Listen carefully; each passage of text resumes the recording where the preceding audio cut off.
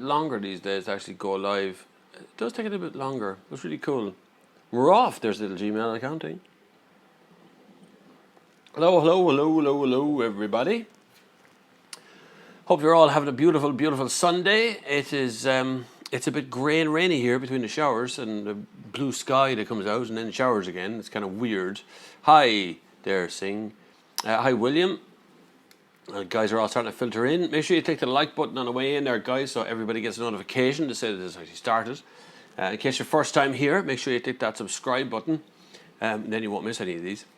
If you click the little bell beside the subscribe button, you get a notification every time. What do you of the M8? What's the M8? Or what do I think of the M8? I'll see it when it's not a sketch. Let's see it when it's the real thing. Hi, Ross. Hi, Paddy. As you're all filtering in today, must be grey and rainy somewhere around Ireland because everybody's starting to wander into the Sunday service, which has become a religious experience these days. I'm doing fine, Rob. How are you? All is well in my world so far.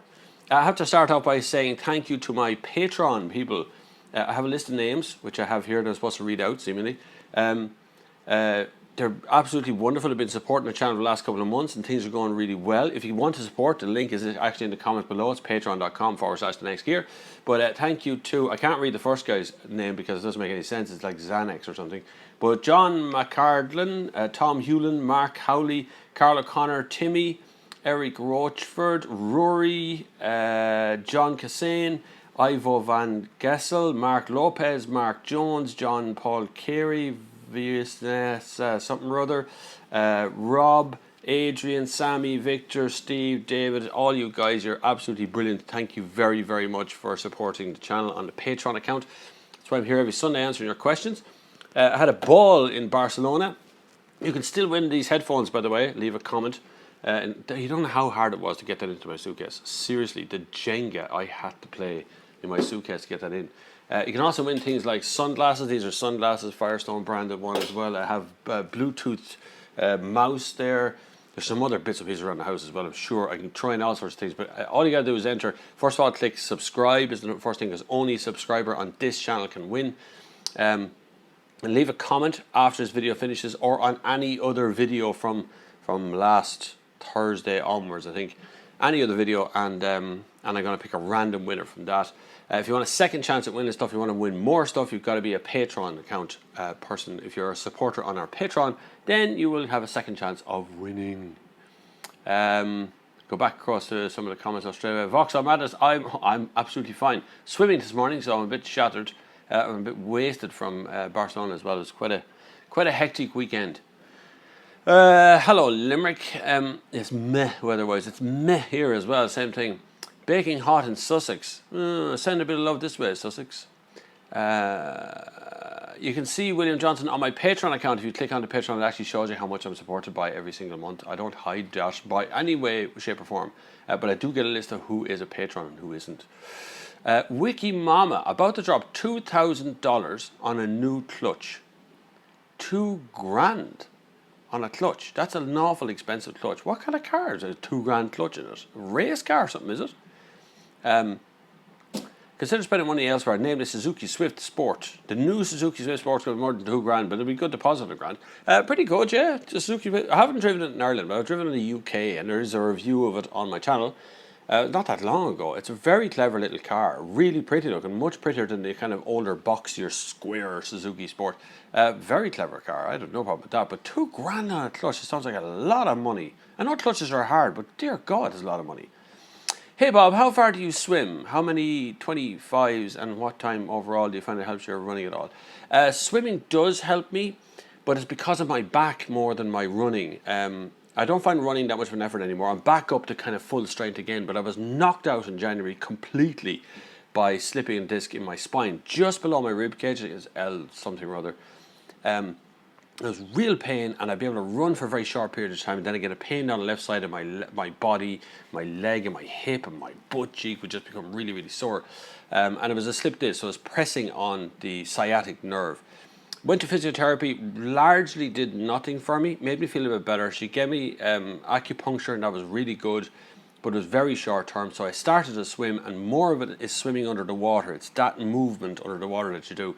that straighten out my spine. So I use it to strengthen up. But I can probably do about 3 lengths of a pool without absolutely murdering myself. I'm not that kind of swim fit. I can run for a long way, but swimming is just a whole different ballgame. 2000. What is the €2,000 clutch? $2,000 clutch. 2005 Subaru Liberty clutch, and a service that includes the timing belt tensioners and spark leads and a new power steering pump. Yeah, well, okay. When you include the new power steering pump and spark leads, belt tensioners, and all that, if you're getting everything done while you're there, then $2,000 isn't that expensive. But a Subaru Liberty versus a Suzuki Swift is a fair difference in car. But $2,000 is a lot, I would suggest, to be spending on a car that age. Just saying. It's only my thoughts. Don't forget to click that like button. 24 years here watching this very moment, there's 17 likes. So if you don't like it, then get out. So there's the tyre questions that come up over and over and over again. I've been doing an awful lot of research on tyres. There's a lot to it. Uncle Rye's leaving certain 3 days, but I'm here for Sunday service. Take a break, Uncle Ryan. That's the way to do it. Take a little break. Take many breaks. You really, really aren't. If you don't know the stuff for the leaving cert by now, you're probably not going to pass. Just warn you, at this moment, there's not much of it left.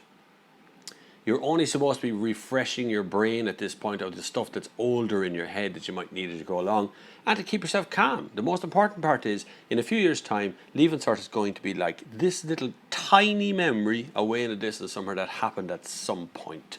And it won't really matter. You'll go on to college, or you'll get a job, or you'll go be an apprentice, or you'll be a carpenter, or whatever it is you do in life. But as long as you're happy, and that's really all that matters. Qualifications aren't worth a fiddler's. Go talk to vets and doctors and things and tell them that they really want to be a doctor, and they'll tell you no. Most people are unhappy with their job anyway. So you'll have no problem, Uncle Rise, in your leaving cert. You just go and do your best, and nobody can expect any more than that. Instead of someone else. Instead of studying for the junior cert, I'm here for Sunday service because Sunday service comes first. There you go. You see, that's the loyalty of this channel. That's what we do. We've built up a little community over the last few weeks, I have to say. Maybe the last 4 months or so, there's been this little growth of a community thing that's come out. The guys that come out every Sunday for the Sunday service, and the guys that come along and do the Patreon thing and do all the other stuff around the edge as well. So what this is all hopefully leading up to is the end of summer. We're going to have an actual car show here in Ireland that you can. Just bring your car. It doesn't have to be a classic car. Just whatever you drive. But I have to arrange a space to do that, and then put out locations as to where that space is going to be. Why don't you buy and sell cars? Because I'm not a car dealer, Ross. I don't sell cars. You have to do. There's lots more to. I think people who hate cars sell cars. That's just my impression. It's just a business, you know. I asked on boards if someone would lend their car to review, but no takers. People who are into cars are pretty precious about their car and won't necessarily lend it out for other people to drive it. So yeah, that can be a bit strange. Hi Bob, what would you suggest as the next car for me? I have an '06 Ford Focus at the moment. The world is your oyster, Mark McDonald. You can literally move from 2006. Your car is 11-year-old like my car. It depends if you're going to trade up to something brand new, or you're going to trade up to something that's just a couple of years old. I mean, a good space to go from Ford would be to go to Volkswagen, go to a Volkswagen Golf. You'll find a massive difference between 2006 and like a 2011, 2012, 2013, even up to maybe 2017 if you can get one. 172 is on the way. Volkswagen Golf. I would highly recommend a 1.4 TSI petrol engine from a Volkswagen Golf, or you could go for the new 1 litre engine. Now, I haven't longevity tested that engine, I haven't done it many times, but it seems like a clever enough engine as well. So maybe go from Ford to Volkswagen don't go to Ford again. Never buy the same brand car twice. Love your advice about leaving cert. Kids should always do talks in the school. Yeah, I've been asked. I've done a couple, Rob, in schools, particularly like the leaving cert level stuff. Where I talk about real world, real life, and about what's coming for them for leaving certain college, and how it's largely unimportant. How I left school and I've literally never used algebra or major-headed maths. I have hardly ever quoted a Shakespeare thing. I certainly have never read John B. Keane stuff ever again. I became an actor, I became in the army, I did all sorts of other things, but I've largely never used anything I learned in school. But it's a good grounding for you, and a good way of learning how to do things. So, college and school and stuff, they're brilliant parts of life, but they're that much, it's such a small little bit of life along the way. There's so much more to it. Don't forget to hit that like button if you want. You can also go over to patreon.com/the next gear and give as little as £2 a month and support the channel, because I'm getting a drone and there's lots of other stuff going on as well. Wiki Mama, yeah, it's a lot of money to spend on a 12-year-old car, hence looking at my newer car to invest the money instead. The Swift is quite different, but it will cost me the same in really going less fuel. That is true. I would go for a new car. I really wouldn't spend £2,000 on that much stuff to do with a car. How much more? Are you going to get £2,000 more worth of work from that car by doing all that work? Or will that lead to spending £2,500 or £3,000 or another €200 on something else later on? So, I don't know. It's very hard to weigh it up, but I'd probably swap cars. If I was a 12-year-old car, £2,000 is an awful lot of money. At a tyre test, did you find out how Firestone distinguishes itself from Bridgestone? Is one of the more sporty option, more budget options? So Firestone is the American version of Bridgestone. They were never really supposed to be in the same country, but now Firestone's coming over here to launch this kind of mid-range budget brand. Now I won't say budget, really budgety stuff, but it's Roadhawk was the brand, and it's meant to be a tyre that lasts a bit longer, and it's kind of a mid-range one. They put it up against Uniroyal tyres. They actually brought Uniroyal tyres and put them on. They brought these Volkswagen. They hired out a pile of Volkswagen Golfs, 9 or 10 of them, and we went around the track and we did braking tests and we did aquaplaning tests and stuff. So it was quite expansive. And then they put us into go-karts, which was nothing at all to do with tyres, but it was great fun. We raced each other around the track, literally crashing each other into things, which was really funny. But until somebody got their arm broke, then that stopped the fun and games real quick. And that actually happened, but another story. But the tyre thing was very important, what they were pushing at. I know it's going to be biased immediately. Obviously, the Firestone tyres are going to win against Uniroyal because they wouldn't give you the test if they thought they were going to lose it. But it did show a very, very important point about aquaplaning and about basically road holding as to how much tyres can do. So Firestone has always been the kind of American stuff, and Bridgestone was always the European stuff. But now Firestone's meant to be the kind of youthful, cool brand that sponsors some actually Vantastical or something that's on in Ireland. The festival was at the Sound was on in whatever that was called down in Barcelona that I was at. That was sponsored by Firestone as well. So they're trying to go for the youth brand, and Bridgestone's meant to be more mature, sensible brand, I think. So that was for cars and all. Aaron, VWCC 2014, still a good choice. Still one of my favourite looking cars of all time. Aaron, buy a 2-litre diesel if you can. If you're not really going to find too many petrol ones, there actually was a 3.6-litre V6 one, I think. Buy a diesel one. Still an amazing looking car. But look out for ones with the LEDs. There's a few different headlamp options on them, which make them look a bit different. And make sure the taillights are the C ones. They're the prettiest ones of all. But still a grand car. Just remember it's a 4-seat. Hi Bob, the Mark V Golf GTI seems to be holding value pretty well. Do you think it's worth spending more on a Mark V, or will the Mark V more than likely be a classic of sorts? All Golf GTIs will be a classic. The cars that are definite classics are only the ones that survive. If you look at what's a classic car right now, it's the one that didn't rust and rot into a ball in the ground. That's why it's a classic, because it's still here. But GTI Golfs have a very, very special place in people's heads. Even the words GTI can't even be used on another car without everyone going, you're just copying Volkswagen. It's a very Volkswagen branded thing. So any of the Golf GTIs are always good. Mark V is a really good one. A good mate of mine actually owns a Mark V. Actually, two mates of mine own a Mark V. And I know another mate of mine owns a Mark 7. But Mark V is a gorgeous one. It's not bad. It's not as quick and responsive as the current model of it, but it's still a bloody good car. That was for Ian. Is that Ian? Ian, yeah. Dave Maroney. Hi Bob, what's your opinion of the engine in a 172 Mondeo 2-litre TDI 150 brake horsepower? Does it have decent power? 150 brake horsepower is not actually as much as I'd like. I prefer a car that size to be kind of closer to 200 to 210. 190 is not bad either, but the torque factor is what comes into it, and it does have a good bit of torque in it. The problem is, and I've had this reported to me a couple of times, that it does cut out a lot in first. So when you're taking off in traffic lights, it suddenly just stops going because it just can't get to that turbo point quick enough. That actually happens to Skoda a couple of times as well. I've had the Skoda Octavia that happen. It takes a while to get used to it, but you do get used to it. 150 horsepower is okay, since you can get a Mondeo with a 1-litre EcoBoost engine, which is like tiny, more horsepower, funny enough. I wouldn't have a problem with that. I would prefer higher horsepower is always a bit better. Bigger engines are always better in bigger cars, so I tend to stick with that one. I've got Firestones on my car, wide oval 225 40 18s. They're pretty good, to be honest. Great in the wet, but quite noisy. Yeah, well, noise is a factor that's actually coming in right now in EU law. They want to try and bring the noise that a car can make at certain speeds down to like 75 decibels. Because if you've ever stood anywhere near an Autobahn, actually within 2 miles of an Autobahn, it just goes, whoa, the noise is terrible out of bloody things. Firestones. There's a good point actually. 225, 40, 18. That's 225, so that's the width. 40 is the height of the tire, the height of the sidewall. 18 is the overall diameter of the tire. So your wheels will be 18-inch wheels if you've got 18 tires. 225 is the width. You can have very wide to very narrow. The wider, the more grip you get, but the less fuel economy, and the more noise you get. The narrower, the more fuel economy you get, the less noise you get. Mark 6 GTI will be worth less eventually, as they're basically the same thing. Correct, very close to each other. Festival, what sort of music into Bob? I listen to bloody anything. I listen to BBC 6 music quite a bit because it gives a good variety of things. But I like music that makes me think. I don't really like pop music. I can't really listen to that kind of. If it's in the top 10, I'm kind of that's a bit crap. So for the most part, it's anything that just moves me. I kind of like some of the 80s stuff, and I like some of the more modern stuff as well. It just depends what's happening.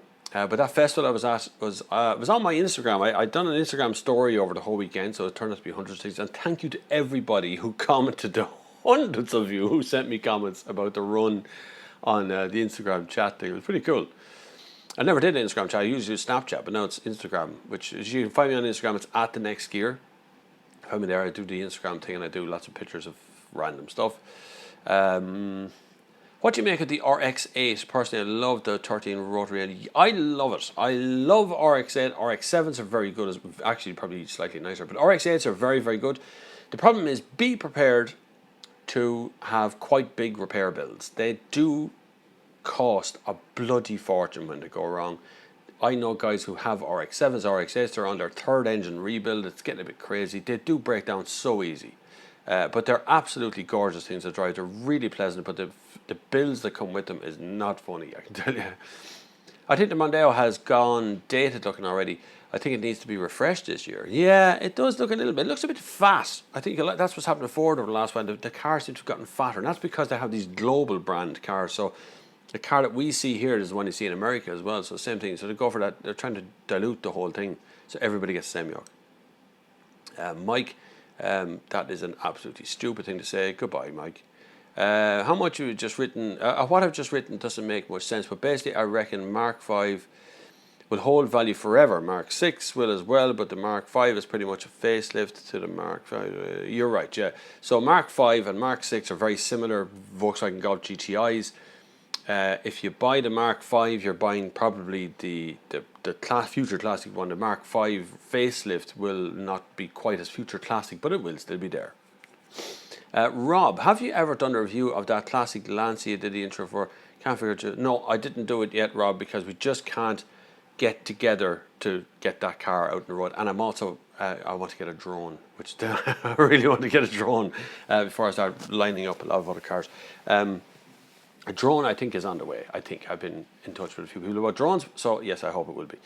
Cars and all, what do you think of Honda in general in Ireland? They had such a great range, like the Prelude, S2000, the Integra R, but now they don't even have an Accord. I fear to believe. Yeah, well, unfortunately for Honda, it's not a terribly popular car in Ireland. It's not really Honda's fault. They make pretty good cars, although I don't really like the car. Well, I don't really like the current Civic. It's a little bit weird looking. It's a bit too much for me, to be honest with you, but they do have a good range of cars. Honda Ireland are very, very tight on money. They just can't bring in a car they're only going to sell one or two of. And that's the problem for Honda. And it will always be a problem for Honda. Whereas Ford can afford to bring in a Mustang. And even Ford only brought one 5-litre V8. So it's hard to get traction. It's also hard to get, unless there's a lot of cars in the press fleet, we don't all get a drive of the thing. So I've only had the 1.5 Civic. I'm going to try and get the 1-litre later on, but there's so many other things in the Honda range. Honda make great cars. I used to own an Accord. I owned a Honda Jazz at one point as well, which I crashed. It was crashed into. So, there's always something in the range you can get out of Honda. It's just that they narrow their field a lot. Bob, a mate of mine had just bought a new Mazda MX-5, and I personally would buy the Fiat 124, and thought, I would buy the Fiat 124 because it's Italian, and that's really all it is. And I like that engine. It's more of a cruisy GT feel. The RX, the MX-5 is a very, very sporty, pointy car. So there's a 1.8 litre petrol engine. That the Fiat one is a 1.4 litre turbo, and it is exactly the same inside. But I just think it's a nicer car as a Fiat than it is as a Mazda. What are new car sales like in Ireland in terms of volume? Can you get imports from UK easily? And if so, it doesn't affect the new car sales. New car sales have fallen off a cliff this year. They were down like 20-something% not so long ago. They're very up in the air because of PCP, which is personal contract plan, which is how you finance your car. That's keeping car sales up, which I suppose could be a good thing, might be a bad thing, could be going to be an explosion in finance problems later on. But car sales are generally down over the year. They tend to recover in the second half of the year a little bit, but it doesn't look like it's going to recover anywhere near a useful end of things. It's very easy here to import a car from the UK at the moment. They're going through Brexit, that may change, but it's very easy to import a car from the UK.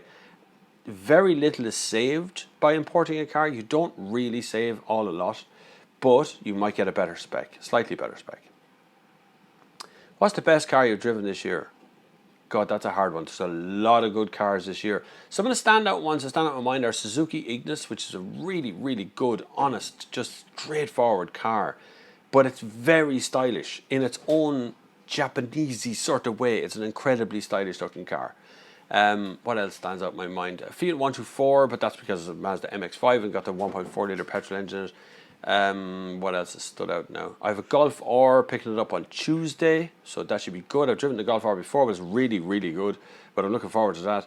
I also have a new Volkswagen California.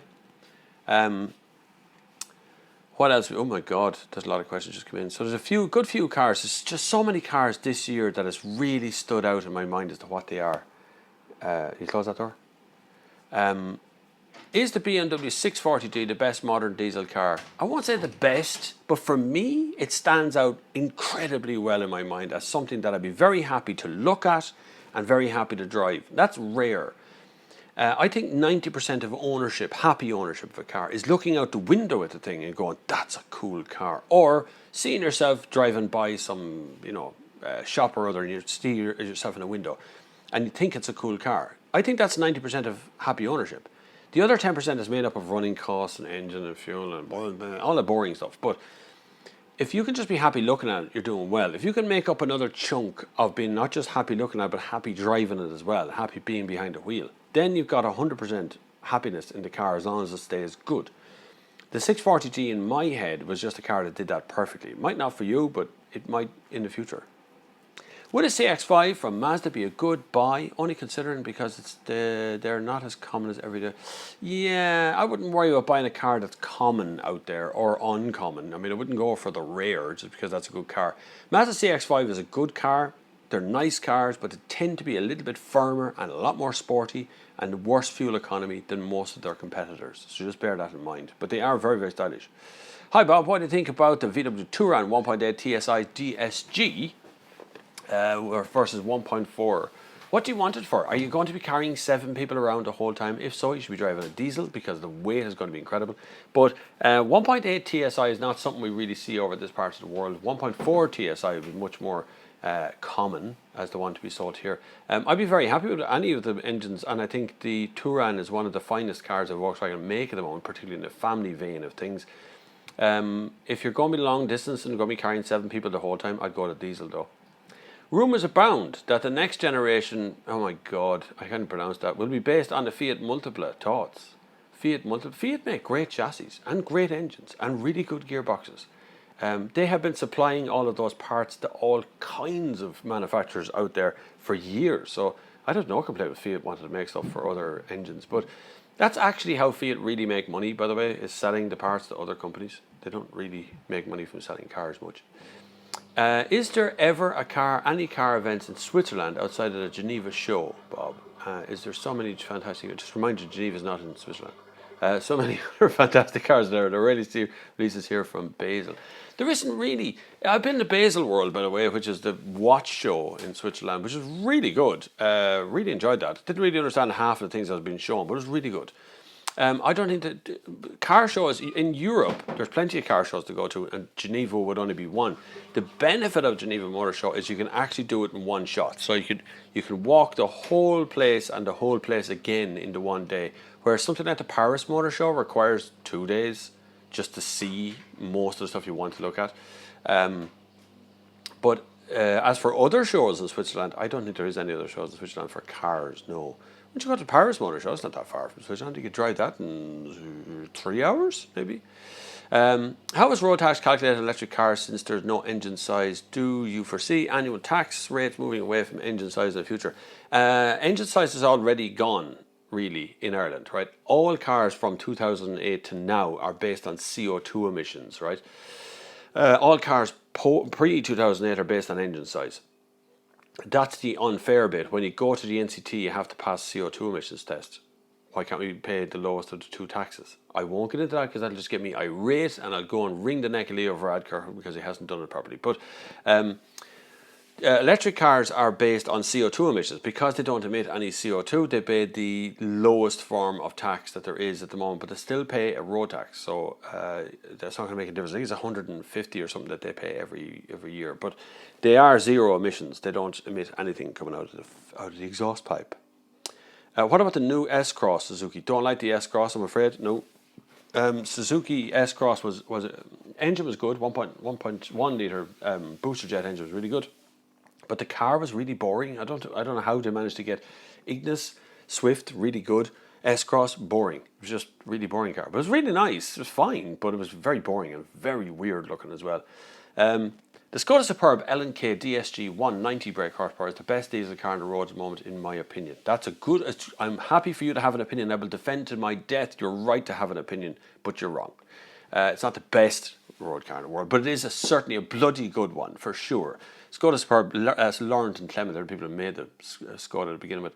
DSG is one of my favourite gearboxes. That and Ford Power Shifts, which are also very good gearboxes.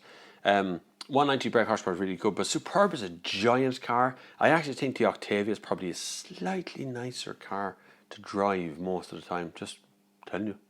I bet you own one of them, do you? Do you own a Skoda Superb L&K? Don't forget that the Corsa and the Swift had Fiat diesel engines. That's correct. Diesel, Fiat diesel, and bits of diesels and bits of Fiats are supplied to all kinds of other car companies out there in the world, believe it or not. And they've been doing it for years. A lot of the electrics for cars are made here in Ireland. Do you know that? And a lot of dashboards. And there's big chunks of Volkswagen Golfs that are made here in Ireland as well, down in a place in Cork. New 2017 Swift is on the new platform. It is, yeah. It's an entirely new car, the new Swift. Don't forget to click that like button, everybody that comes in. And if it's your first time here, welcome, and click subscribe at the bottom if you've never done this before, because this is like normal shit. I do this sort of half hungover from the night before after swimming. Because you know, like real life happens. You want to go for a run after dinner maybe?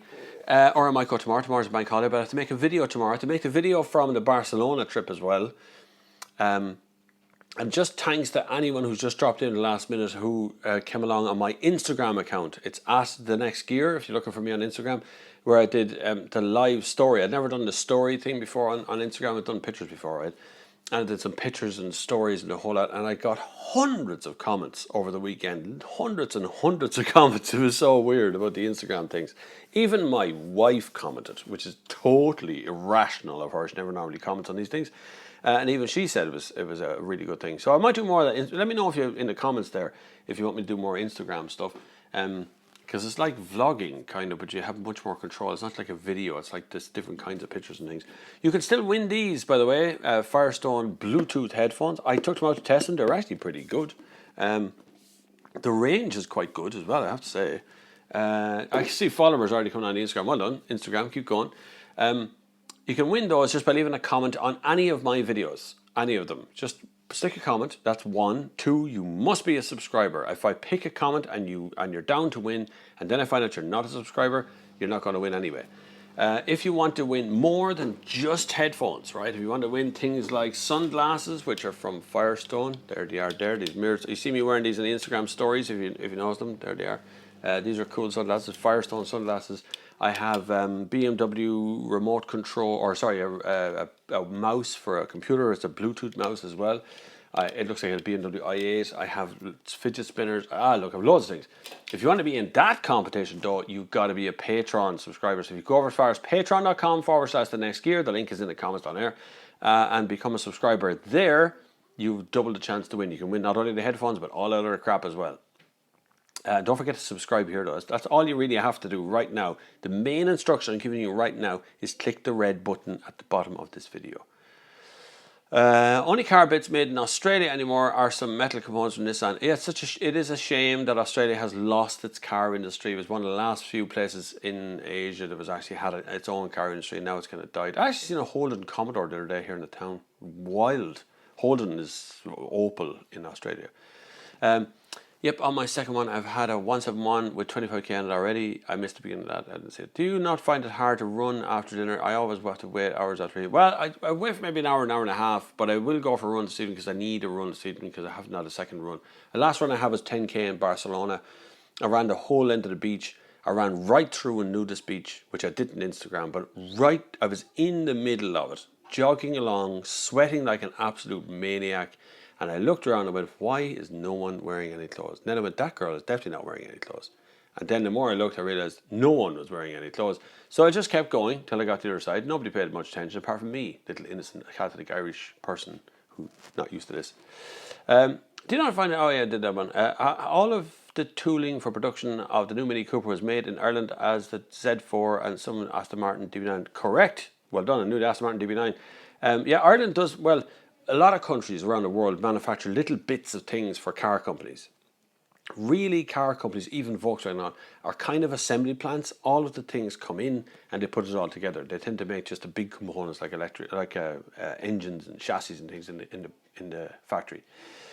In Greece, all cars from 2010 pay road tax based on CO2 emissions. Before that, it was based on engine size. Yeah, it's the same here. 2008, it changed over here. Much to our demise. I would love to please never elect anyone from the Green Party ever again. For God's sake, keep that in mind. Hi Bob, best car available now for pennies. Which do you reckon would be a future classic? For pennies. You know what you should lay your hands on? There's a couple out there. If you can find a 100 horsepower Fiat Panda, from about 2008, 2010, they're probably rotting in some hedge somewhere or other, but you will pick it up for very little money because nobody wants it because it's not very fuel efficient. But that will definitely be massive classic in the future. Mark 1 Opel Corsa, Mark 3. You know the Nissan Micra, the bubble one, 99, it came out 98, 99. That's going to be a future classic as well. All those one litre engines are going to be very, very classic cars, very collectible in the future. If you want to go to the other end of the scale, it's not going to be pennies. If you want to go to the other end of the scale, you want something that's going to be definite future classic potential. Will be a Porsche. Porsche 911, you're looking at any of the flat six engines. So Carrera 2S, standard, manual, normal Porsche. If you find any of them with just a straight six engine, that's definitely going to be a classic as well because they've stopped making them. Hi Bob, have you ever driven a 2.2 litre diesel 200 horsepower Mondeo 2011 2014 model? I think I have, and I think there is actually a video on my channel of that car, 2.2 diesel. There is, yeah, it's the one with the voice control that I was messing with. Yeah, I have driven them. What do you want to know? I mean, do you want to know? It's good. Yeah, they're good. They're a bit of they're not very fuel efficient, but they're pretty good. Yeah. Jamie, an RX-8, couple of £100. I got one. But you'll spend another couple of £100 on the engines again. I love Jesus. Well done. I'm delighted for you. That sounds like a really good thing. You've come all this way. You have the internet in your house. Modern world, the whole modern world comes to you. You can say anything you want in the entire world. You can live ask a single question to anyone you want on this channel at any time, and your best thing you can come up with is, I love Jesus. Congratulations, you're an idiot. Get rid of you as well because I can't understand that. Hi Bob, what do you think about the 12 VW Passat? I have one, just wondering what to think. 2012 VW Passat. There's the one before that one. Yeah, they're nice. A bit light, I always thought. I always thought they felt very light, not very solid on the road. But they're nice cars. But they never felt really like plush or something. But I always liked the kind of straight lines and the cuts and the matches around them. Watch out for steering problems. They had a tendency for the power steering pump to go, so you'll feel a vibration when you're turning the corner. You feel the steering wheel does a sort of a funny vibration, which is a belt slipping actually inside. If you're thinking about buying one, if you can get around to sorry, I have to block someone else there now as well. If you can get around to come up another year, you're getting a nicer car. But 2012 VW was that quite nice. And electric cars pay no tax, and that. And this is in Greece. Electric cars pay no tax. If only it was here, we'd all be driving electric cars if that was the case. Also have from 2010 with less than 90 grams CO2 emissions, pay no road tax as well. Yeah, road tax is a big currency in Ireland. The government departments make billions every year on road tax. It's unfortunate that they don't properly encourage us to, because they know that the CO2 emissions are very high in towns. They know that there is health problems and health associated problems with this high emission, and yet we're not encouraged into proper low emission cars or zero emission cars, which is what electric cars are. Although electric cars are nearly by spite are getting better in Ireland. So make sure you click that like button. And become a subscriber. So click the subscribe button at the bottom and let me know your thoughts on what you think about cars or car things in the world. Sorry, I'm just logging into my laptop here so you can see other stuff as well. The patrons, if you want to click on patreon.com/the next gear, you can definitely check that one out, because that was where you could subscribe to me there. I already have a few. I read out all your names at the beginning of this video as well. If you're not here before, I've read out every one of your names. I'd like to be still reading out all your names with that many people. The amount of things I can invest in very quickly if there was more money involved in this would be brilliant. Message flatulent. That's very interesting, Jack Frost. Well done. Have you ever driven a 964 turbo? I have a serious desire to get one. Yes, I have. Any of the Porsche range are pretty good. I tend to stick to the more ordinary a Porsche is, usually the better it is to drive, strangely. The more technical they become, even Targa yokes, they tend to be a little bit more kind of annoying. And once you put a four-wheel drive turbo into it, it's like, this is boring. And a lot of the turbos will just kill you anyway. But turbos are great, but they're very scary. Because it just goes from like controllable power to uncontrollable hoonery in the middle of a roundabout, and you end up facing backwards, which is really funny. Derek Moore, 30 grand budget on an SUV. What would you buy if it was you? 30 grand on an SUV. You're looking in around, well, I was going to say Renault Kadjar, but I probably wouldn't push you towards that too hard now, because there's such a choice of them out there. Kia Sportage is a quite nice one. I think that would come in under your 30 grand budget. Qashqai has lost its way a little bit. It feels very old-fashioned inside for some strange reason, and it needs to get back to that again. Volkswagen Tiguan is a really nice car, but it'll be at the bottom end of your budget there. You're looking at 30 grand is only going to get you just about into one.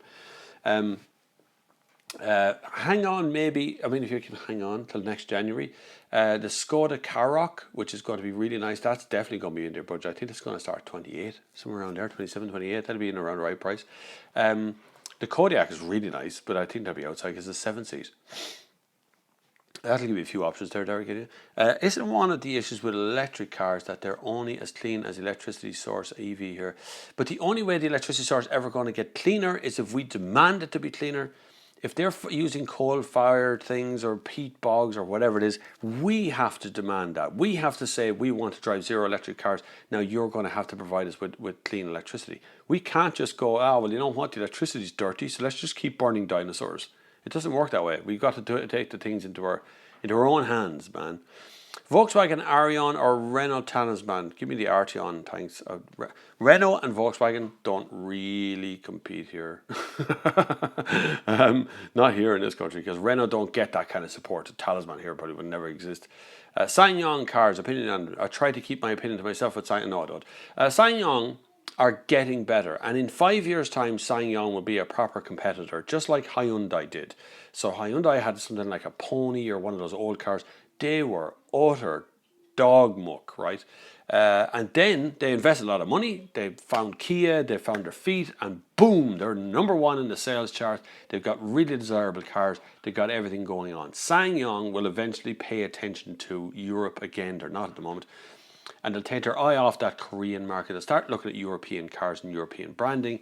And then, before you know it, they'll get really good cars. But right now, they're dealing with very old Mercedes bits and stuff, that cast-offs that just make some money. And that's why SsangYong are kind of funny at the moment. But they'll get there eventually. You keep your eye on them. Is the BMW E60 M5 a good car? Did you ever drive one? Every M5 is brilliant.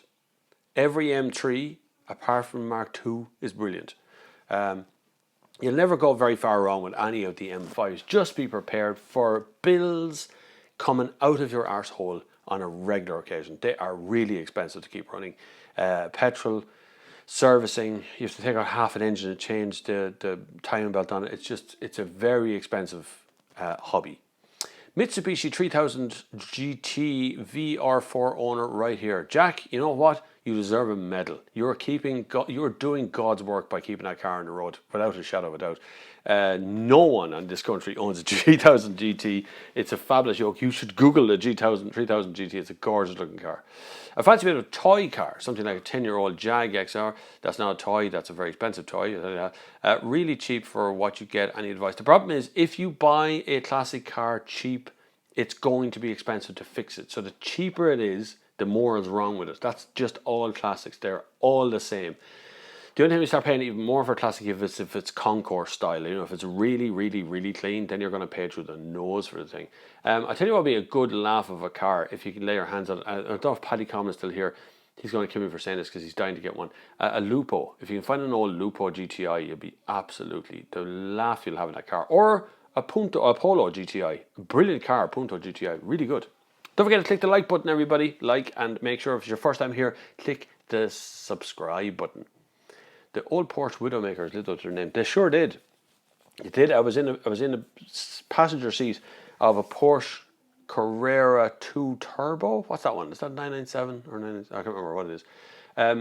And we ended up backwards on a small back road in the back end of England, very near Clarkson's house, and we ended up in a hedge. Not a nice hedge either, just backwards in a hedge. Get an E46 M3, yeah, that's a really good one. I live in England, so I don't need to worry about your stupid tax rates. Well, you'd be surprised, our tax rates make us money, your tax rates don't make any money. Is your Leon 2005 or 2006 also a 1.4? No, it is a 1.6 straight petrol that came straight out of Audi. And so it inherited all of the Audi problems, which is like the air conditioning brakes and stuff. But Audi never put their hand up, but yeah, our air conditioning brakes because we didn't make it properly. But it doesn't. It does. All those old Audi air conditioners break. But mine's just a straight up 1.6. Not terribly fuel efficient, but absolutely bulletproof. You could just don't service it. Just turn the key and it's done. An E46 is a 2000 to 2006 version of BMW.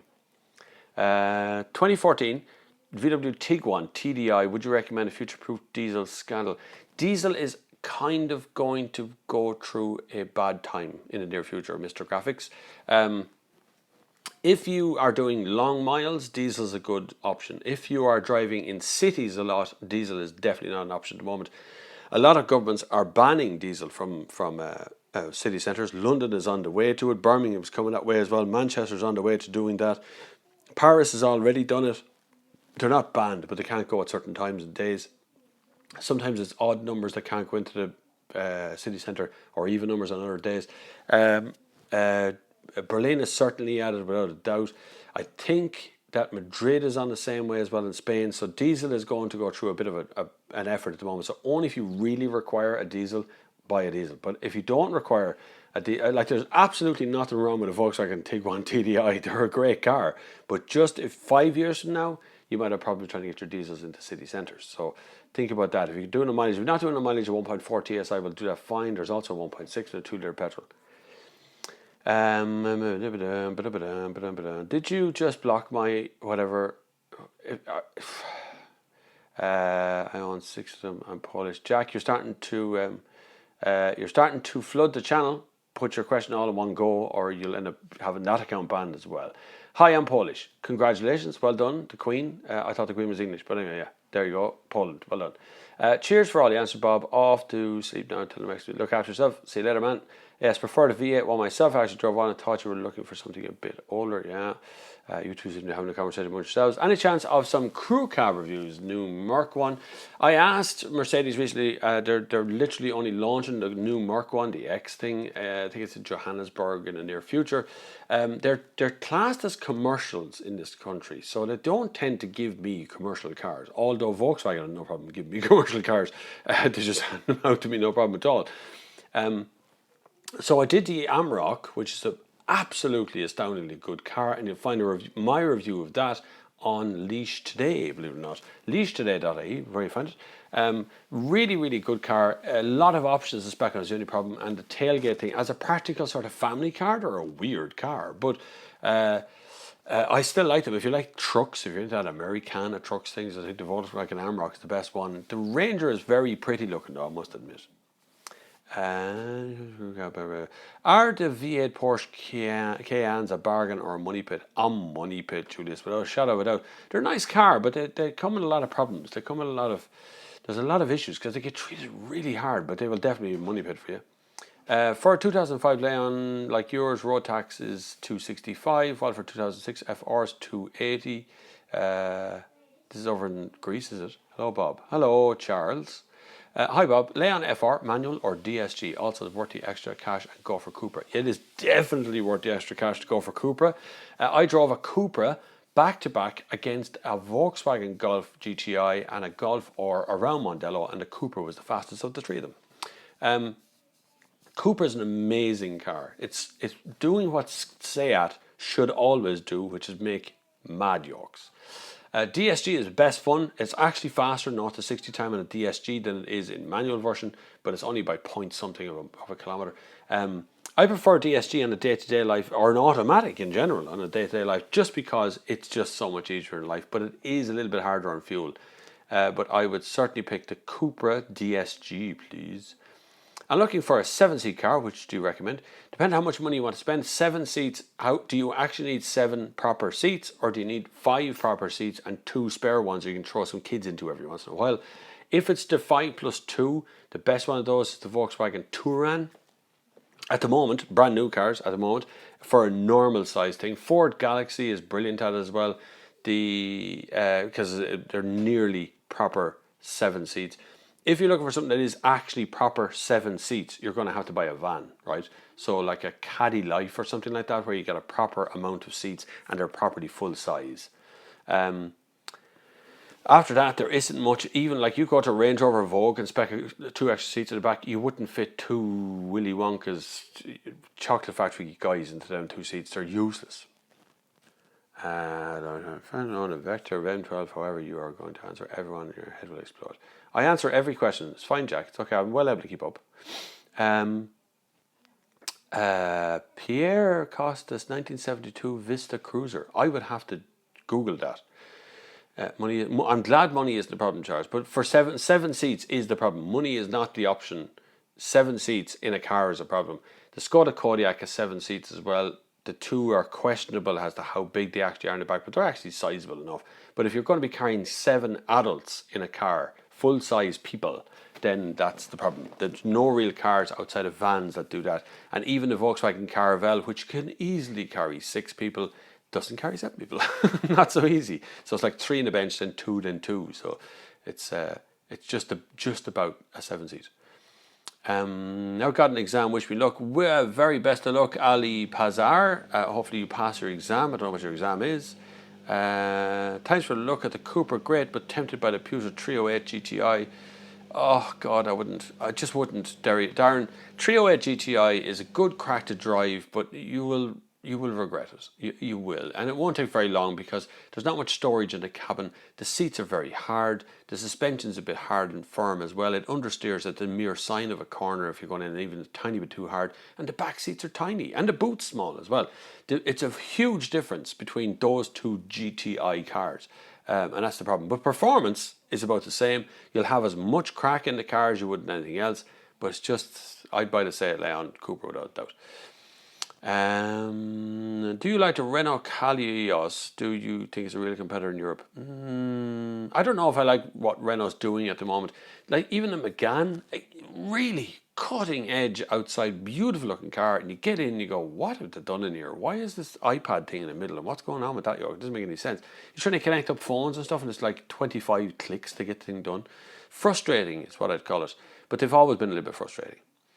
I'll be carrying 3 kids and 2 adults. Then you don't need 7 seats. 3 kids will fit across the bench seat of a, what have we got? 3 seats in the middle row. Ford Galaxy, Volkswagen. What's the big Volkswagen called? The big Volkswagen, not Touran. The one that's big, Charan. One of them. Seat Alhambra. They've all got 3 straight seats across the middle of it. I mean 3 adjustable bench seats. But the Touran would probably be the best of those 7 seats. It's a practical looking car and it works on every occasion. Watch that 70 show. I own a 1972 Oldsmobile Vista Cruiser. What age are you? A special order of 154. Yeah, that's a very long comment. I know Vauxhall Opel isn't the most appealing brand, but what is your favourite model? The Opel Astra is quite a nice car. Vauxhall Astra is quite a nice car, especially in the kind of GT one, the 3-door one. It's a real classic, future classic, that one. The Corsa is still probably the best car that they make, and the new Insignia I haven't driven just yet, so I'll get around to that. But I kind of like Insignias. I just don't like what they did with the dashboard. It looks like someone put all of the buttons into a shotgun and just shot the dashboard, and just they landed wherever they landed. It was just everywhere. So the buttons to do everything. Corsa probably the best model out of that.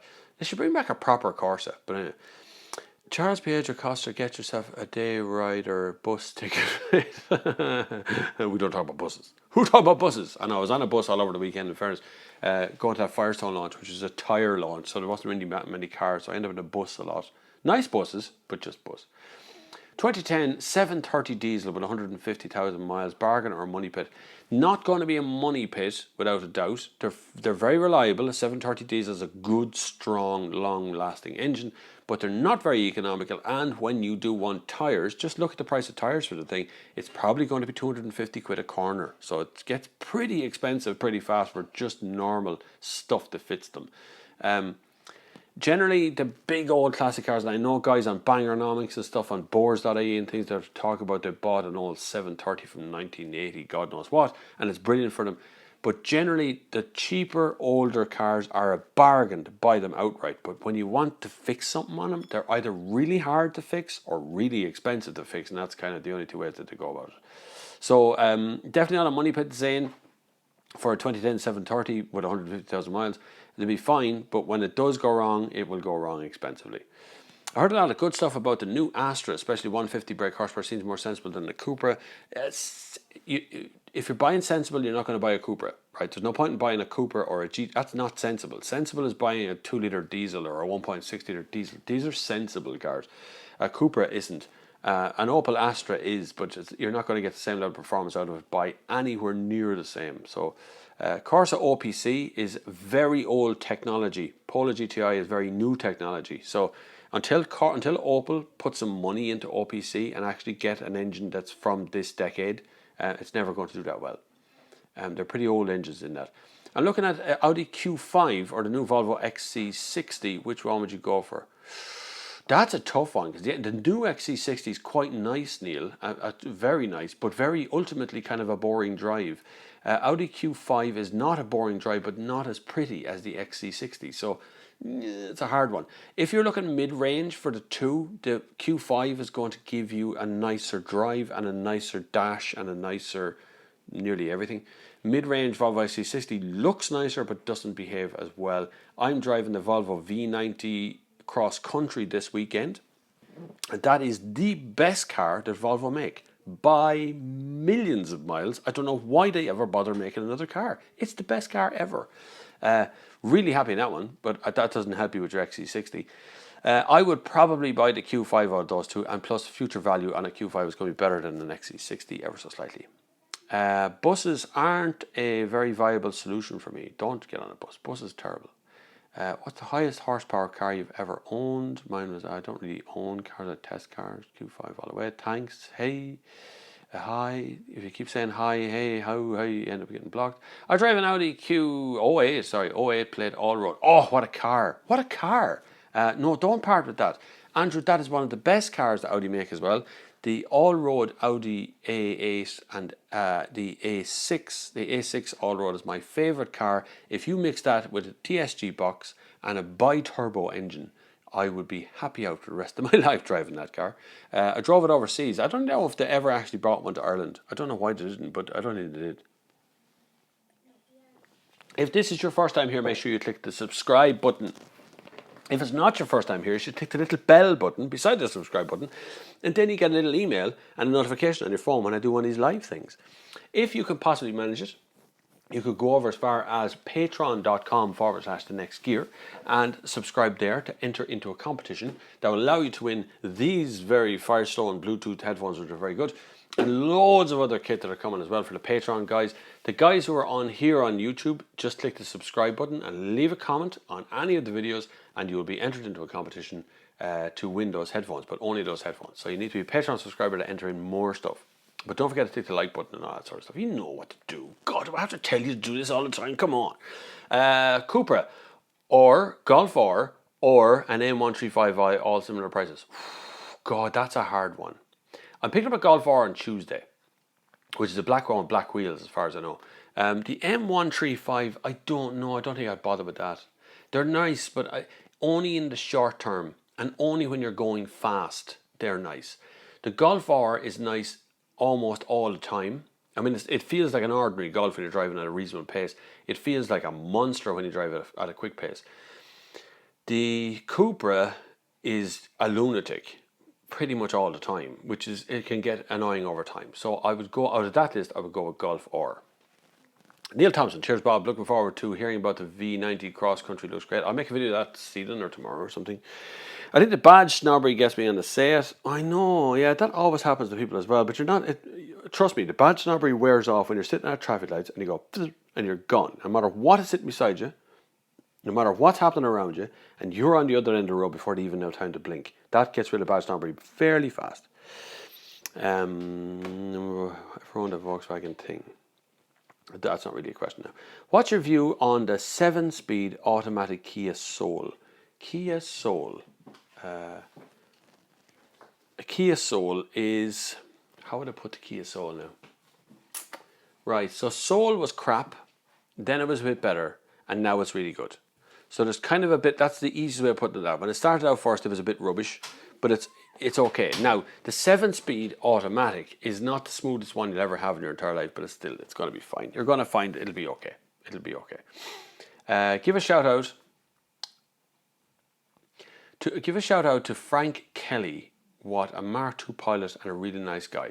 Okay. Hello, Frank Kelly. You're a really nice guy, seemingly, and you can drive a Mark II pilot. Well, Bob already has 22,000 subscribers. Come to his channel when he had 1K. Did you? I remember taking a screenshot of the very first time I reached 1 million views. I have it still on my desktop when I reached 1 million views, not subscribers. I'd like to have 1 million subscribers, but 1 million views, which was that's still on my desktop. I think it's 14 million or 13 million. I have no clue. It's a lot now. I don't really look at it anymore. But have I got that many? I have more than 22,000 subscribers. I thought it was 23 or 24 or something. Other opinion, a little bit more sensible, would have maybe been a VRS petrol DSG Octavia. The VRS Skoda Octavia is probably one of the nicest cars that Skoda has ever made. But that or a Golf R, it would be a Golf R. Simple as that. Spain is the best. Spin is the best, and then Spain is the best. Well done. The thing was a car made by Volkswagen, not enough of a car group to have. Bob, what's your thoughts on the best city car? There's millions of city cars at the moment. My favourite is probably Volkswagen Up or Skoda Citigo. Say Me is just like the affordable version of that again. They're probably my favourite ones. Citroen C1 is really nice. John McGarvey comes up with a question out of nowhere, like a big torpedo in the whole world. But those little city cars, that's probably the best of the bunch. The Toyota Aygo, is it Aygo? That's a really, really clever car. I kind of like that one. I'd probably buy that one in fairness. It's just nice. It's just a nice car to be in. Bob, what do you think of the new Fine Gael leader Taoiseach to be? I think he's Marmite. I think it's all the boxes are being ticked. He's gay. That's cool. He's a doctor. That's cool. He seems to be of extraction from India, that's cool as well. That's all good. And yet, it's like talking to a wet fish. He just doesn't really, he's just not a person you'd want to listen to. Plus, he spent an awful lot of money on trying to victimize people on the dole. And that's the same as a rich person telling the middle class that the poor people are out to take all of their money. It's absolute bullshit. There's nobody out there taking my money. It's fine. The people on the dole need the money. They don't have enough money of their own. That's what the dole is for. We work, they work, and when they work and they can't work, if I ever have to go on the dole, I'm going to go on the dole. Does that mean I'm going to be chased down and everyone's going to be looking over my shoulder trying to report me all the time? It's absolute nonsense. Don't be reporting people. What's the business of yours? Shut your mouth and just get on with your own life. But we'll see how he turns out as the leader of Fine Gael. We'll see if he gets the Taoiseach thing. See what happens where that leader's kind of going. I think we should stop looking at the dole as being these guys are sucking up all of our money. Defend yourselves. The middle class need to defend themselves. Just, relax. We're all in this together and we'll all get to the other end of it. Bob, looking on Patreon, don't want to set up a regular donation, but willing to send a few shillings your way when it suits. You can, if you want, Tom, use PayPal. If you send a PayPal, my email address on PayPal is bobflav@thenextgear.com. You can go there if you want to send just a one-off payment and that's it. Or you can set it up on Patreon to give a $5 or a $10 a month and just cut it off after 3 months if you want to give money over time, whatever you want to do. But either way, whether it be PayPal, which is paypal.com, and then you just look for my email address, which is bobflav, BOBFLAV, @thenextgear.com, is on PayPal, or go to patreon.com/thenextgear and you will find me there. Jim Smith, you Jim Smith off the radio, Jim Smith, or just Jim Smith and randomer? Hi Bob, I'm looking at a VW Passat 1.4 petrol, has 150 horsepower and does 2-litre diesel. What should look at the engine size or horsepower? Let me read that again. I'm looking at a VW Passat, 1.4 petrol has 150 horsepower, as does 2-litre diesel. Okay, so if you are driving a long distance per year, so over 30,000 kilometres, you should be looking at diesel, right? Don't go near petrol. If you're driving less than 30,000 kilometres, you should be definitely looking at petrol. If you're driving less than 10,000 kilometres, you should be driving an electric car. Simple as that. Don't go near diesel unless you are driving high mileage. Don't buy a diesel because everything goes up in price when you buy a diesel. Everything goes up in price when you buy a diesel. Okay, just charge up your phone, it's just running out of power. Click the subscribe button while you're here. Click it. Subscribe, right? Don't miss that. Good God, that was a lot of questions all of a sudden. As cars go in the direction of hybrid and electric, what do you think the future of the likes of us caravanners for power towing? I know, yeah, but now in fairness, electric cars are basically made of torque, right? They just are. They're not really good at high speed, but when you put your foot down, it will absolutely drag everything out of the ground. So I don't think it'd be a problem with towing. Plus, how often do you tow a caravan really around Ireland? I don't see that many caravans on the road here. You do once in a while, but if you're in the UK, I know caravans are a big thing in the UK, as they are in Amsterdam or Holland or up that kind of northern European things. Even the weekend, hundreds of caravans all heading down. Diesel's not going to go away entirely. Neither will turbo petrols go away entirely. But don't forget that diesel is something that we've been looking at for the last decade as being a very, very big solution to problems. Before that, everybody used to drive petrols. I always bought petrols. I have a diesel Passat and my friend has the 1.8 petrol. My diesel one feels nicer to drive with a lot of torque. The petrol feels very sluggish. That's because there's no turbo on the petrol, there's a turbo on the diesel and it feels like it's pulling you out of the ground. But the actual torque figure's probably not far off the same. Bob, where would you bring this channel ideal future for you? I want to make a show. So what I'd like to do is every Tuesday and every Thursday, I would bring out a long episode on the car I'm driving that week. So or the 2 cars that week. So we'd have a longer, a more expansive sort of drone shots and cool things and tracks and cars and things that would happen every Tuesday and Thursday with more than just one presenter. So me and another presenter, which I know the presenter at the moment, and cross-collaborate with other channels. But that requires a lot of money and a lot of investment and cameras and time and all that. And in between those 2 episodes, we would have a video every day. So we would have a little individual shorter videos that would happen every day, plus the Sunday service. So you're talking about at least 6 videos a week, 5 to 6 videos every single week, and get it that way. Why not go to Kickstarter? I know, yeah, we see Kickstarter same thing. That's going to be one big, even if you did a very successful Kickstarter, and I got one big volume of cash, then the problem is you invest all that, you get all the stuff you want, and then you have to actually get it going, and you need that volume of cash again to keep the thing going. So it can be awful hard to do that. So that's why I'm trying the Patreon thing first, see how much I can get out of that. If I get regular payments, the ideal would of course be like a $2,000 or $3,000 a month from Patreon would be perfect to invest over time. You need the people right first. I've proven that you don't need the latest kit and equipment to get a good viewership on a channel, because I don't have the latest kit and equipment that makes these videos. So I've proven it's not kit and equipment, but we do have to move on from where I am. I can't continue using the kit I have right now. So if I had maybe, I don't know, 10 grand of a seed investment thing and then a regular income from that as well, you'd easily get to where you are within a couple of months. Try and get that viewership right the way up and try and turn it out as a car show on the internet, which is what I'm trying to do in the first place. How about these? My friend has a 1.8 petrol diesel. I hope that answers your question, by the way, Nib80. But you can support on Patreon. Any amount of money from $2 I think it is up, which is like €1.60 or something. Currently restoring a 1972 MGB GT. Still thinking of staying the original, but way down the Mazda MX-5 engine gearbox route. What do you think? I would certainly molest the car terribly to get it out on the road again. The idea of keeping a car concourse is that you're going to sell it in the future at some point, and people will like that. I wouldn't worry about the concourse thing. I just put it, whatever makes me happy is what I would do to the car. And if that means, I came across an old Volkswagen split front windscreen camper van the other day, and the guy told me he put in a Volkswagen Jetta 1.6 litre diesel into it, and it works perfectly. What's the problem with that? It's brilliant. Maybe approach the camera suppliers to advertise their stuff for free equipment. Yeah, they're all a bit used to. I'd love that. I'd love free equipment. It's brilliant. But they're also used to it. All these camera people all do brand deals with all sorts of people out there. And so you go to them to go, well, we already give such and such cameras, we already give these cameras, we already give that cameras. And then you have to remember to mention all these sponsors all the time, and that drives me nuts. That just gets in the way of content. That just gets in the way of me getting the message to you. What is your PayPal? It is bobflav at thenextgear.com. BOBFLAV at thenextgear.com for the PayPal thing. Patreon is patreon.com/nextgear.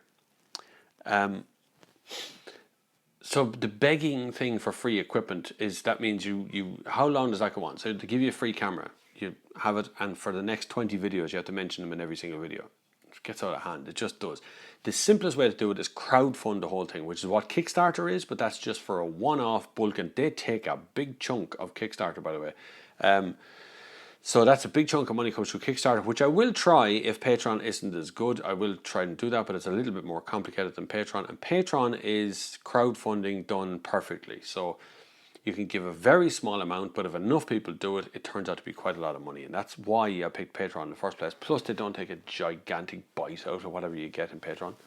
Which generation Volkswagen Golf do you think was the worst? Mark II, I think, was the one. That was the one with the big fat ass on it. It looked just like a normal Golf, but they just put a bigger horsepower engine into it. That was a nice enough car to drive, but it felt like a tank. And I think that was Mark II, or possibly 3, but it was one or another. But was it really worth the extra cash for the Golf V or Golf R versus the Golf GTI? Also, the four-wheel drive tends to affect fuel economy. You don't buy a Golf R for fuel economy, I can tell you that. You're dead right. They do eat fuel, but the Golf R at high speeds, so on an autobahn or on a racetrack where you really want it to be, has grip like nothing else. And so you feel much more confident going into a corner.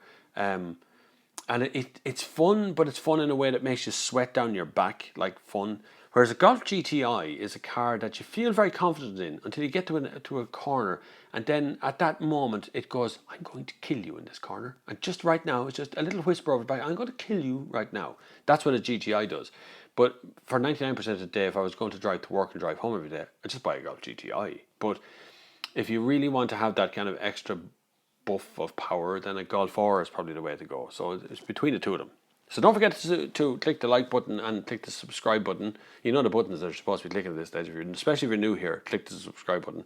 This is me after being away for the most of the weekend in Barcelona at a test of a Firestone thing, which is the Roadhawk tyres. And having a swim this morning, going for a run this evening, and I'm kind of tired now. And I had a bottle of wine last night. I might even have a bottle of wine tonight because it's a bank holiday in Ireland. Sorry, English people, you were all here last weekend. I saw you all last weekend, all here. It's a bank holiday weekend this weekend here. We tend to be just after, just before you on the bank holidays. Actually, while Leo Varadkar's after coming in, why is it a new bank holiday? I want a new bank holiday. Why do we have one every month? Like 12 a year. That's the way it should be. That's the way it is in other European. What country has one every month? Is that Holland or something? One country in Europe has a bank holiday every month. One every single month. That's the way it should be. One extra day off a week or a month. That's fine. Not that I take a day off, by the way. I will be working on Monday. I'm filming the Volvo V90, which is what I'm driving at the moment. A cross-country version. One of the prettiest cars, although my mate doesn't think so, but one of the prettiest cars that Volvo make. Thank you very much, Tom Skelly, who has just donated a very large amount of money to my PayPal. He just gave me €30. That is a lot of money. You're very good, Tom. Thank you. You can't. That was my PayPal. Sorry, I went to my PayPal. Is the 7 Series considerably more comfortable than the 5? No. The seats are bigger, but it's not more comfortable. It's a long wheelbase, which means when you go over, when you go over a speed bump, you imagine the front wheels are going off the ground. The back wheels are absolutely flat. Sorry, something in me eye now. The back wheels are absolutely flat on the ground. So there's this bump at the front, and then there's a bump at the back, and that bump at the back tends to hit you in the seat on a short wheelbase car. On a longer wheelbase car, you don't tend to feel it. It goes away. It's like a truck. So they're quite nice. But I wouldn't, it's definitely not more comfortable, saying, for a 5/7. The seats are nearly the same, a little bit wider as all. In the USA, maybe there's only 3 bank holidays. Is that all? Well, it's a big economy, so bank holidays are probably very, very expensive. Skoda Kodiaq versus a Hyundai Santa Fe. Value for money and the drive would be essential to us. What do you recommend? Skoda Kodiaq, 100%, would be much nicer than the Santa Fe. This Kodiaq is just an honestly good offering from Skoda. There's no doubt in my mind it's one of the better offerings out there at the moment. I would definitely consider the Kodiaq over the Santa Fe, but Santa Fe is very good value for money and do get a little bit more kit in it, but the Kodiaq is a nicer thing to drive anyway. I remember seeing some older German tyres, that Firestone tyres were really bad quality and didn't perform very well. Yeah, it's all a matter of opinion, I think. You know, Firestone wouldn't have asked me to do a test with a Formula 1 race driver, which I did. I can't remember his name. He used to do Formula 1 years ago. Good driver, in fairness. Really, really good. Very technical in the corners. But they wouldn't have asked me to do that test unless they knew they were going to win. But neither would any of the Bridgestones or the Uniroyals or Continentals or any of those guys. They'd never ask you to do a test that they know you can't win it. Their tyre's going to look the best on. So it's always going to be a little bit biased. But I did learn a lot, which is the most important part. I learned something different about aquaplaning because we're on a racetrack. It was really wet, but going from bone dry to really wet at 90 kilometers an hour, and the car just absolutely floated across the road towards the gravel trap before it got grip again. And no matter what you did, turning wise, it didn't help. And so it was a very interesting view of what it's like to actually aquaplane in a car. So that was good. The going around in a circle on a wet track thing, that's pretty normal. And then the brake test was interesting as well. Most people in their whole life don't actually hit the brake pedal full pressure at all to 100% of an effort. They usually only hit the brake pedal like that maybe once in their whole life to stop rear-ending something in front of them. So it was nice to feel that kind of you're driving along, go as fast as you can go, and we're absolutely hooning down. I know the track, so I could carry a lot of speed through that last corner. So we're doing like 170 kilometers an hour when I hit the brake. It's like my face was going to come off. It was really good. But yeah, the big names of the tire industry charge more money because of their name, but not just because of their name, because they spend a long time developing tires. So they go through all the testing and all the developmental process and all that stuff that has to be done before a tire can be released.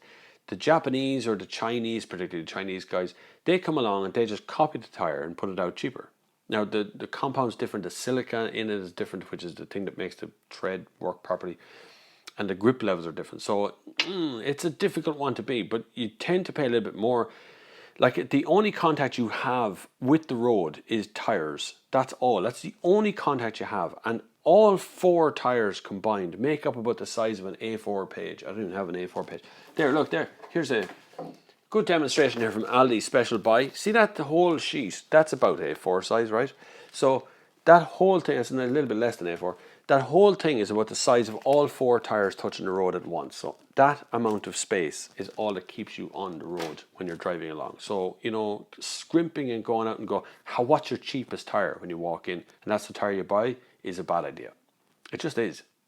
You're better off to go for something like Continental. Carmo Seat says, I'd like to see you on Top Gear. I'd like to see me on Top Gear as well, especially Top Gear. Give me enough money to make my own TV series. Continental tires all the way for me. Yeah, I know the boys from Continental here in Ireland are really good. Continental makes some really good stuff. Michelin makes some really good stuff as well. There's one that they do called Blue Response, which is a really nice, good threaded tire. The Firestone equivalent that would be something like what they were launching as Roadhawk.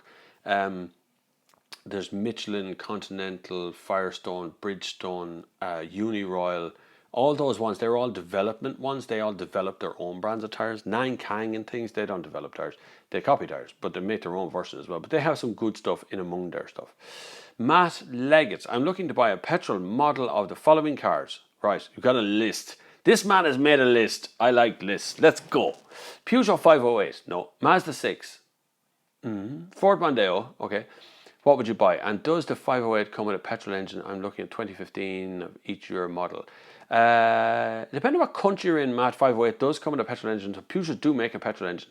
The 508, the biggest problem with the 508 is cabin storage. So when you're sitting in the cabin, the cup holders are inaccessible. There's nowhere to put your phone. There's nowhere to put the door bins on either side. Can't carry a bottle of water. It's so skinny. It's just they did something wrong with the storage inside the cabin. So it's a real bugbear, and yet it's probably one of the best of that list to drive. So it's got the best suspension response. It's got the nicest handling. The steering is nice and flattened as well, and it's very economical. But the big problem is living with it. So 6 months in, the lack of storage will drive you bananas. The Mazda 6 makes the best petrol engine from that group. Their gasoline engines have always been very, very good, incredibly dependable. The car is kind of sporty as well. The boot has a funny sort of a ridge in it in the middle of it, which can make for entertaining times in IKEA.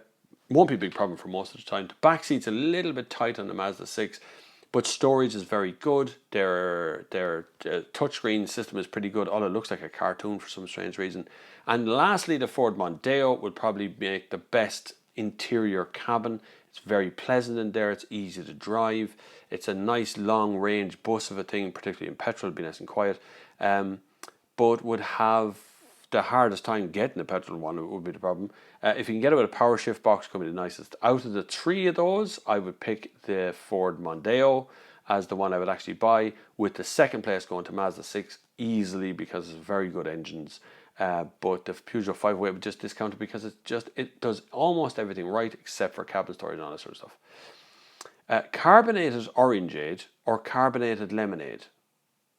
I prefer, you know what, for the first time in years I don't really drink fizzy drinks. I don't drink Coke or anything, none of that crap.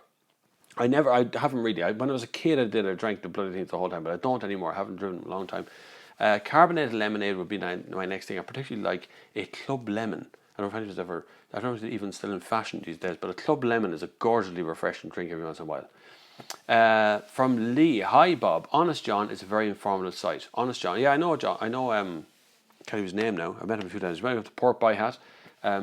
He was on a few of those trips. He makes his own little videos and things. It's pretty good. Yeah, it's kind of like a crowdfund sourced site. Something, there's lots of users can put up all sorts of information. The only thing I will say to you about things like Honest John or any of those kind of sites that do these, where they say internet reports of something going wrong with an engine. Internet reports? My God, anybody could write that stuff up, right? So you got to question the source of information. That's not to say Honest John is dishonest by any means. They're not.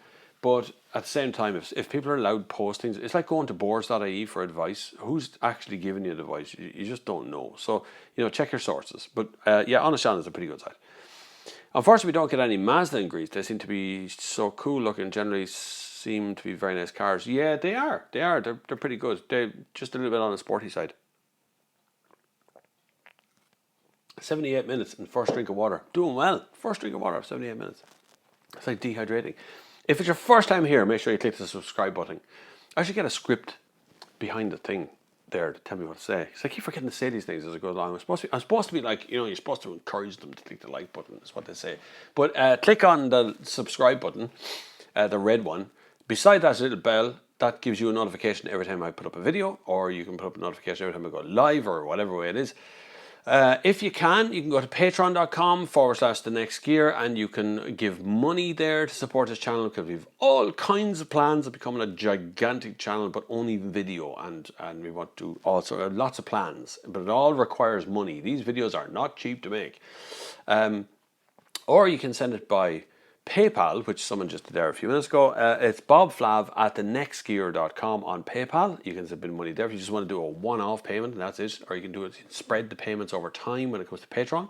For as little as $2 a month, you too can support this starving artist and all of his time. Bob, you tested the Mitsubishi Outlander FEV? Do you have your thoughts? I do, Dave. Yeah, I did. I did test it. It's very expensive and it's weird looking. It's very good. If Mitsubishi would give that system to Volkswagen, we would get a really good car out of that. That's strange. I know that sounds really, really harsh on Mitsubishi, but Mitsubishi are a Japanese car maker, and they tend to be. It's very hard for them to get going here, and they have an 8-year warranty in Ireland. Now, don't forget that. But like, where will it be in 8 years? Will it be in this country, or will it be run out of the UK at this point? Because the sales are very low, and these smaller companies are getting tighter and tighter and tighter. Like Fiat is in the same issue as well. Not enough cars going out, not enough sales to go on. So it's a really hard place to be. The car itself was fine, and the fuel economy seemed amazing on the thing, but then you're reading on the screens in front of you. As a sort of a range extender, you'd call it, it's that kind of having an extra engine in there should you run out of power. It's a very clever thing, but I just don't know longevity wise where Mitsubishi's going to be in a few years' time. They're not going to go out of business in the world because they're a serious, massive industry. They make all sorts of building equipment and trucks and boats and ships and all sorts of stuff. So no chance of going that way. But whether I'd invest them as a car here, or whether that car be worth any money going out of the deal again, I just don't know. I don't know whether that's possible or not. Don't forget to click that subscribe button at any point. And I have to thank my patrons, who are very, very nice. We've had a load of Patreon accounts this last couple of months. And you're very good at getting equipment out of that sort of stuff so far, and down payments on things as well, which is really useful. So the channel will expand one way or the other. My plans for the channel is going to be turning it into a sort of an episodic 2 days a week, turning out really good videos. It is, thanks to you and the subscribers, the biggest car channel in Ireland by an absolute country mile. But of course, other organisations are now investing a lot of money in their video stuff to try and bring it up to the same level. I even had a few job offers in that respect, but that would mean going to a different channel entirely. And so it's kind of difficult to do that, but it also means because of their level of investment, and we're talking about hundreds of thousands of euro, thousands of euro being invested in bringing their channel to the ground. And of course, I don't have that kind of money to invest in a channel. Totally independent, no advertising that you see in front of you comes from me, although they are monetized. That advertising comes from Google, so that's not coming. If you see a car ad in front of this, it's because Google put it there, not because I put it there. How do you go about asking companies to lend you cars for testing? Well, you just literally ask. It's kind of a cart before the horse effect, right? I must make a video on how to get all the free cars. That would probably be good. I'm sure we get a lot of, hi Al, how are you? I'm fine. I hope you're well as well. It's a cart before the horse thing. So if you have an audience, you can get a lend of cars. If you have the promise of an audience, so you say, I'm starting a big channel, it's going to be absolutely massive, I'm investing a lot of money, you might get some cars, you might get a few. You kind of have to prove the audience before you get near the cars, or you kind of have to have the outlet. So you could join an existing outlet and start writing about cars there, and then you can use that to get you some cars or whatever. But it takes a long process. It's taken me 7 years to get to this point, and I've built this entirely on my own. It's my own platform. I've had very little help. Once in a while, people come along and help with a video, like Leah Carroll or those kind of people, and my thanks goes to them. But for the last 7 or 8 years, I have killed myself to do what I do now. And it's a tough place to be because everybody else wants the same thing, and because there's bigger organizations out there who don't want me to succeed, because I only do really YouTube and a couple of other outlets as well. but it's really only YouTube, and there's no room for just YouTube when it comes to that, because these guys scoff at that sort of thing. So it's quite a difficult place to be, but I think I've proven that there is an audience out there, and that there is a lot of people in Ireland who watch a YouTube channel to find out whether they like a car or not. So there's a lot to that as well. But it's interesting, but I want to continue on my plan as best I can, is to create a web series that will go out on a Tuesday and a Thursday, or at least 2 days a week anyway. That would be a single car review, but at a very, very high quality stuff. So and still no advertising on it. I still don't want a big ad in the middle of the thing. Wasn't the Peugeot 4007, the Citroen C Crosser, the same car with the Mitsubishi Outlander? What was the idea of Mitsubishi? Yeah, it was, but they all share chassis and engines and stuff. So the Outlander was probably the nicest one of those cars. And I was actually, when I was on a run in Barcelona yesterday, or Friday, I ran into the Citroen C7. You'll see pictures on my Instagram if you go to my Instagram account. That's at the next gear as well. Go onto my Instagram account, you see a load of pictures. I wasn't supposed to be there at all. Hot, sweaty Irishman stands next to Citroen C7. Quite a nice car. It's the Peugeot 3008 in a different skirt. Quite a nice yoke as well. I don't know what Peugeot and Citroen are going to do in the near future. I have a 3008 booked in on the fleet. I'll have it in a few weeks' time. We'll see what that's like. Should be good. Should be all right. We'll see what happens. Out of Skoda Superb, VW Passat and Audi A4, which one is worth having considering comfort, sound, insulation and quality? Skoda Superb, VW Passat and Audi A4. You realise they are basically all the same car, right? I mean, I'm not going to try and educate you as to why they're not the same car, but they are basically the same car. So the Audi A4 is probably going to be the quietest of them. It'll have the most insulation. The VW Passat is probably the best all-rounder of the three of those there. So depending on what you want to use it for. So the Audi A4 is kind of tight back seats and not as big a boot. Passat has the second biggest boot. The Skoda Superb is overall the biggest car, right? I would take the Passat out of them because you're getting perfect styling. It's crystal sharp. Really good boot. Very good resale value. And you get all of the Volkswagen goodness that comes with that as well. Skoda will have slightly more kit and equipment in it. It's not as sharp as the VW Passat, but it is a nice thing to drive as well. So I would discount the Audi A4 just because it's much smaller than the other two. The Audi A4 is a kind of a smaller car. The A6 is closer to Superb and Passat without that. So go with Passat in the middle of that if I could. Would you be a 2-litre DSG diesel Passat, or you could go for the petrol version of it as well if you're going to do much less mileage. Clash King, well done. You are Make Me Sexy. Your grammar is absolutely dire, but well done. Try getting some typing school going before you come in here. After all of the millions spent on making sure that this live thing goes well, and YouTube and accounts and all these .com guys all get together and create this live broadcast system that you can go across the entire world and understand everything that I say in every kind of language, and I run it all from a phone, and you come and say, you are Makes Me Sexy. Well done. Did you test a DS7 Crossback? I saw pictures on Instagram. No, I was out running in Barcelona at the Firestone launch, and I ran up to the top of the hill at the back of the W Hotel, and there was one sitting there surrounded by a pile of French guys who were all trying to make it start, and it just would not start. And then it tried to eat the driver. And when I say that, the seat started to move forward and just didn't stop. It was trying to eat him into the dashboard. It was just being crushed into the steering wheel. It was funny to watch. It really was. They didn't know who I was until one of the technical guys came out from inside who I'd met before or something else. He came walking over, oh, Bob, your launch is not on today. That was funny. But it's a very, very pretty car. But then French cars tend to be very, very pretty as well, but they don't tend to live up to the driving experience. Citroen is actually a DS Automobiles DS7 Crossback, as DS is now different than Citroen. Well, on paper, DS is different than Citroen. In real life, it's just a branding change. But it'd be nice to see something good come out of them in the near future and keep on going with the good things. Click the like button. If you haven't been here before, I just found €5 on the table. If you haven't, are you throwing money at me? I know I keep asking for money on Patreon and things, but actually Emmy's just after posting me €5.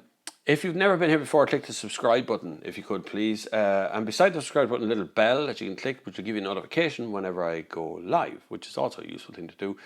If you want, you can send money to Patreon, which is patreon.com/thenextgear, or you can go to PayPal, which is paypal.com, and then you look for Bob Flav at thenextgear.com, and you can submit your donation there to whatever value you want.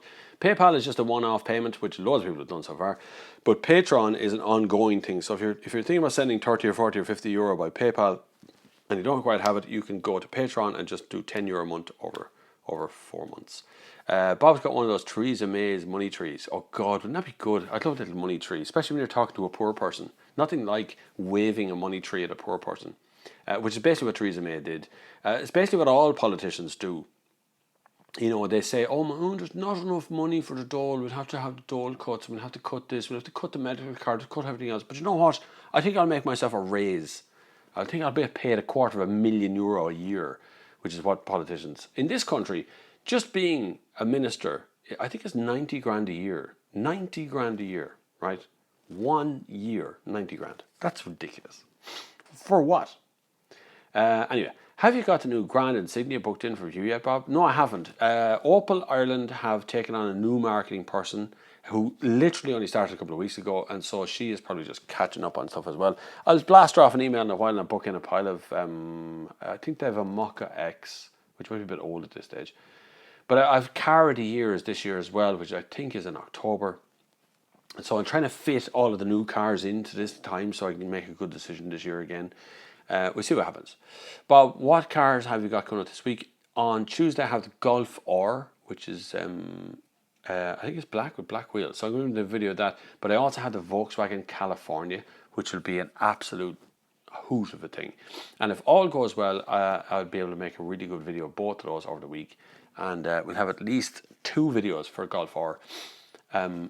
Bob for Minister of Transport. You know, that might not be a bad idea. And I know that may seem like a really snotty thing to say right now. I can't probably get elected as Minister of Transport because I'm not in a party of any kind. I'm not a TD or anything. But I would love to be able to sit down with the Minister of Transport and ask them a number of questions as to why they're not doing certain things and why they won't take advice from the right people. Brian Cullen, David Thompson says it should be Minister of Transport, and Brian Cullen says it should be the Taoiseach. So I'll go up there and talk to Varadkar now in the next while. Go, you know what? You can be the leader of the party, but I'll be the Taoiseach. French cars can be very pretty, but very unreliable here in Nordic countries.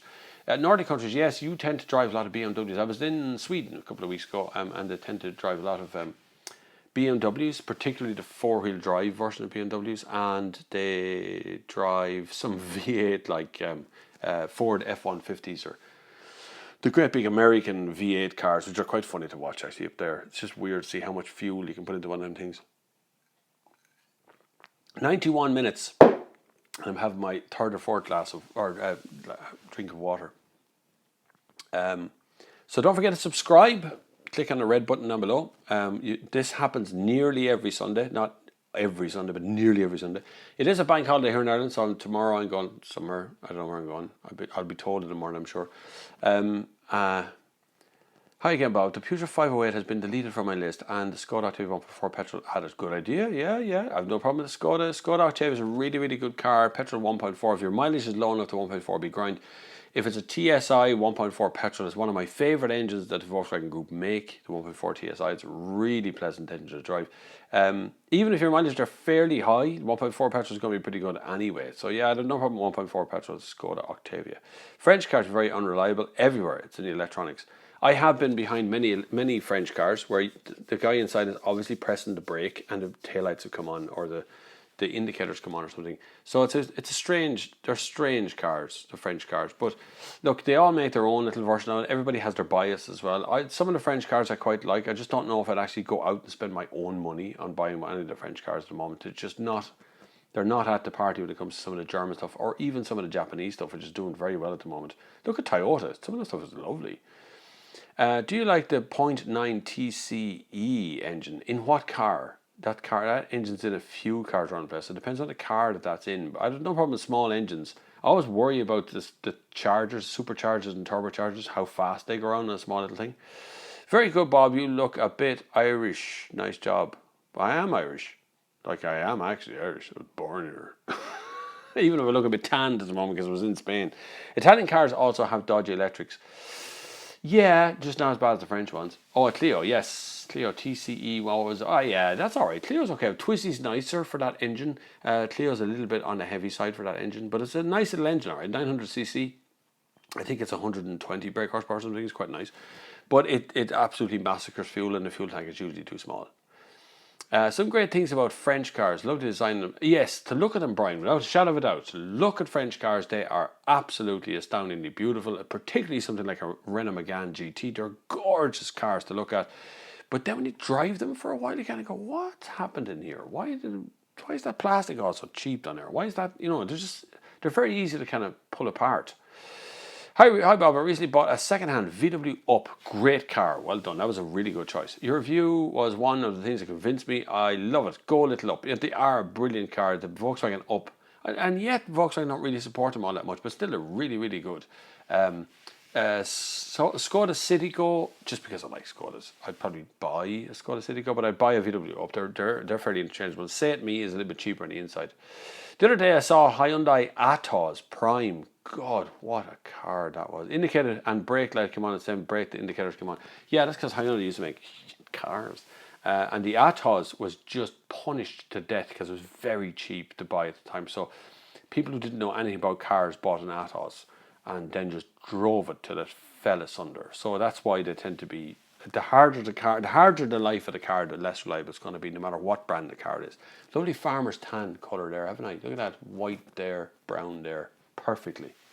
It's called farmer's tan, which is funny, but that's an Irish thing because I'm usually pasty grey for most of the year, and then I go to Barcelona for 2 days and I wear a t-shirt while I'm there and I'm brown up the arms. Don't forget to subscribe. Click the subscribe button down below. Click the bell notification beside that if you want to get notifications when I put up a new video, which would be very nice.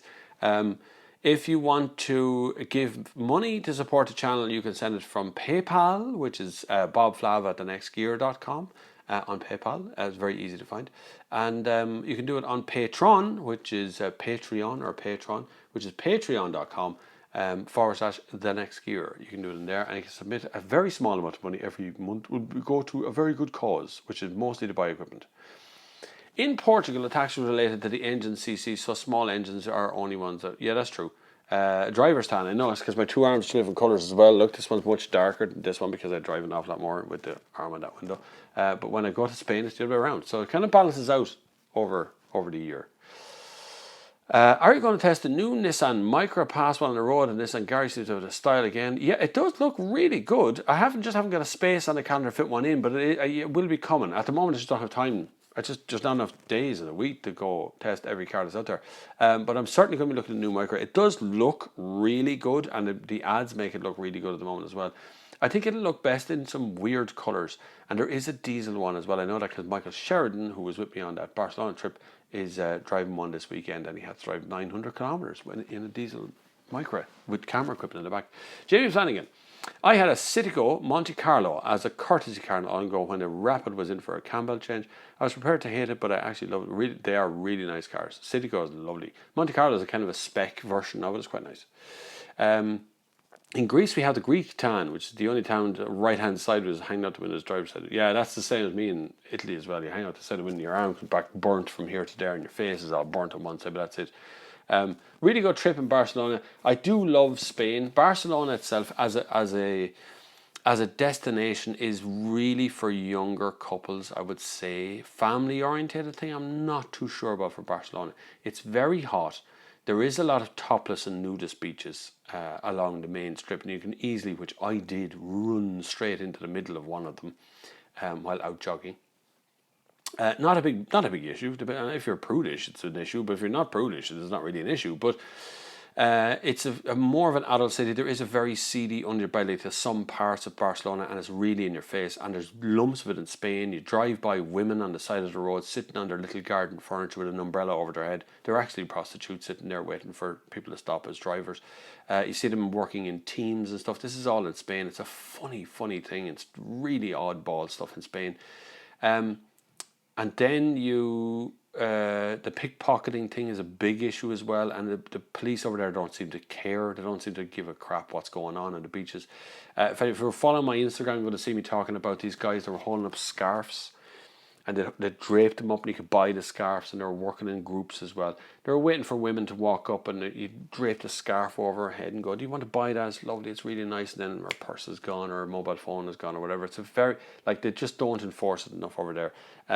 But yeah, it's true, Al. I was on for a run. I was running the whole length of the Barcelona beach. It's like 10 kilometers. And I was jogging along, and I literally looked around and went, oh, she's topless. Wait, no. She's not wearing any clothes. And it was a nudist beach I'd run on. It was like hundreds of people, none of them wearing any clothes, apart from me, who was in a pair of shorts and t-shirt and kept jogging on through. I just ran on. Like I say, if you're prudish about it, it can be weird, but generally nobody gives a shit. But yeah, Barcelona's a really nice city. Been there loads of times. Stayed at W Hotel a few times as well. W Hotel is one of my favourite hotels in Europe, but it does again still, it's a very rich area. There's huge super yachts hanging around the place the whole time. The problem there is that that kind of money attracts a very seedy end of the world as well. So you end up sometimes at the counter talking to a prostitute for a few minutes until security pulls her out to the door. So it's a lovely place to go. I'd spend no more than maybe 3 days in Barcelona and get out of there. Madrid is a nice place as well. Bilbao is one of the nicest places I was ever in Europe. It's very, very nice in northern Spain. But Barcelona does leave you very close to the French coast or French border, which is very easy to go up that way for a tour. Further south you go, crazy temperatures coming into Spain. Like go down to Marbella, where it's like, wow, 32 degrees or something, 34 degrees, really hot, like being under a magnifying glass. Barcelona is much more manageable. The temperature is about 30, 32, and it's really nice. I'm not saying that, Connor, because I do this every week. Somebody asks me to say something stupid, and another account appears up and suddenly asks me to say something stupid as well, and then it just becomes a sort of a joke. Bob, aren't Skodas supposed to be slightly cheaper than the equivalent model Seat? No, not really. They used to be, Brian. That used to be the way. So you had Seat was the bottom rung, and then you had Skoda next, and then you had Volkswagen, and then you had Audi at the top. So that was kind of the way it used to be. But now there are actually 4 sort of distinct brands all trying to kill one another. And even though they all operate out of the same building up in Dublin, they close the doors and talk very carefully about how they're selling things and what they're doing. So it's pretty serious. But Skoda is ploughing its own furrow at the moment. It's always meant to be the clever version, clever Skoda, that kind of simply clever tag that goes with it. Volkswagen competes kind of with Audi and Skoda, but it'd be kind of pilfering from both sides. Very sharp design. They shift a lot of cars. Audi do shift a lot of cars as well, but tend to compete in the luxury market above Volkswagen, or that's what they think. But then a lot of the cars are very, very close together in price. Like if you look at some of the Skoda Octavia, Volkswagen Golf, Audi A3 stuff, you're very close. They're very close in the stuff. Again, Hitler was right. I just got a comment there of the little swastika things. You're as thick as 2 planks. Really, seriously, you are very stupid. You need help. And I'm not the one to give you the help, by the way, so don't email me. It was 31 degrees yesterday. I had to turn on the AC. It was absolutely boiling in my hotel room yesterday because the windows are huge and the sun was going down right through the window. So it was really warm. It was like 30-something degrees and I had the air conditioning on constantly. What's this about? I have no idea. It's the most random thing, girl power, that ever happened on the entire face of the planet. Sunday service is more about asking questions, and I give you answers. You can ask any question, but my specialty obviously is cars or cameras or making movies or life, politics, whatever you want to talk about. I tend to talk for about 100 minutes, and we're at 102 minutes right now, so it's around that, about 2 hours. I tried the Barcelona vlog. How did the Firestone event go on the Primavera? Primavera was crap, Brian. Well, I wasn't into it either. I was tired. It was a long day. But Primavera Festival is like mini festivals. Like loads of bands are playing at different stages dotted about the place. But most of the bands are trying to get an audience, and it's Europe, so I didn't hear a lot of them. I heard a Sleaford Mods and a few others. But it went on till 6 o'clock in the morning or something. Really is a concert for young people, was all I could see. And the smell of beery urine everywhere was absolutely dreadful. And it's Barcelona, so everyone was trying to mug us on the way out for our wristbands, trying to get the wristbands so they could go in. It's very expensive. I think it's about €200 for the weekend festivities, which is not cheap. A van festival or van to festival or something is on here in Ireland this weekend, which is another one sponsored by Firestone, which is a festival as well. that Volkswagen are actually at this weekend. So that's on this weekend as well. There's there's a couple of competing ones this weekend as well. Electric Picnic is only out the road. I have been to Electric Picnic once before. Again, it used to be sort of a hippie, cool, vibey festival. It's getting a little bit more commercial these years, so it's getting a bit big now at this stage. Bear in the Woods had started here as well, but it was cancelled this year, so I don't know what the hell happened there, but that's gone. So that was in Port Arlington, not far from here. What cars you got coming up this review? What did you end up doing? A vlog, a vid of the Mazda 3 you had recently. Curious about your thoughts on when a 2017 model. I didn't read Mazda 3. It hadn't changed enough to warrant another video, so just look at the old video from Mazda 3 and you'll see the same thing. It hadn't really changed at all. I thought it was the same thing. What's coming up is Volvo V90 cross country. What's outside the door at the moment. There's a Firestone video to come out of me driving go-karts at a racetrack, which is funny, man. I spun the thing. That's crazy. I even got times there and all. Golf R is choose this car. Volkswagen California is the car for next weekend. So it's loads coming up at the moment. I don't know what's out there. I don't look that far ahead. Oh my God. City Walk. God, you're such a fucking tick. You must be 10, are you? Marley Park is beside me here, and we go longitude and other gigs too. Yeah, it depends. If you're a gig person, I never really been a gig person to go along to gigs, so I always kind of got more of a crack out watching on TV because you get a better view and sound is usually better. So gigs never been my thing. I'm going to Radiohead this year. They're on in next week or the week after or something, but that should be pretty good. Because I kind of like that kind of music live because it's more predictable. I've never really been a gig kind of person, so I ended up just going into the gig into Primavera, went down to the VIP bar, had like 5 beers and went home. That was kind of it. I listened to some guy tuning up, and there was a band playing where a girl was apparently just screaming into a microphone while a guy was hitting random drums. I'm not too sure the two of them are playing the same song. I think they may have been playing 2 different songs, but it was interesting, but not my kind of thing. My dad feels the problem with modern supercars is that they are all starting to look like one another, whereas before Ferrari was questioning Ferrari. Would you agree with him? No, I wouldn't really. They don't really look all the same. The aerodynamics is tuning a lot of what you see on the outside, and performance-wise and kind of what they're able to do is definitely donated by engineering. So it's always going to have that problem, but there's plenty of cars out there that all look the same over the generations of time. Loads of copies and loads of different things that was going on the whole time. Thoughts on the new 2017 Civic S? Civic, I don't know. Civic looks funny, doesn't it? It looks really weird, especially in certain colours. Didn't like the 1.5 litre petrol engine. 1 litre petrol seems to be okay. The 1.5 didn't seem very good. And the first car that I'd driven was the 1.5 petrol with a CVT box, which was as dreary. But Civic, Honda is a very specialist taste. I thought the old Civic was absolutely brilliant with its magic seats in the back, the magic boost, 70 miles to the gallon, had a decent gearbox, decent car all around. And they've literally dumped all of the things that I thought were decent to make this Honda Civic. So it's just a variant on a Volkswagen Golf now with the stuff that's in it. So you might as well buy a Volkswagen Golf. Seems a lot of dosh can be saved from cars from crossing the border and Scotland. Aaron Clark, any thoughts? I don't know about saving a lot of dosh, but you can get a better spec sometimes from England. But I'm not too sure the lot of dosh works. It might be maybe a couple of €100, so it's not going to be a massive amount of money. Michael Holt, where do you live? I live in Ireland, Michael. Hi Bob, what do you think about the 3007 SUV 3007? That is the kind of funny looking off-road. Yeah, 3007 is pretty good. There's a 3008 I have on test very soon. 3007 is pretty good, yeah. Yeah, it's hard to explain that one, why I'm a bit about that.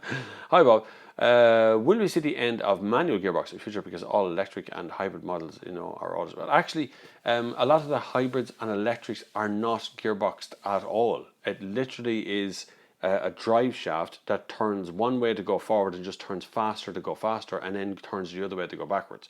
So actually there isn't a gearbox in a lot of electric cars.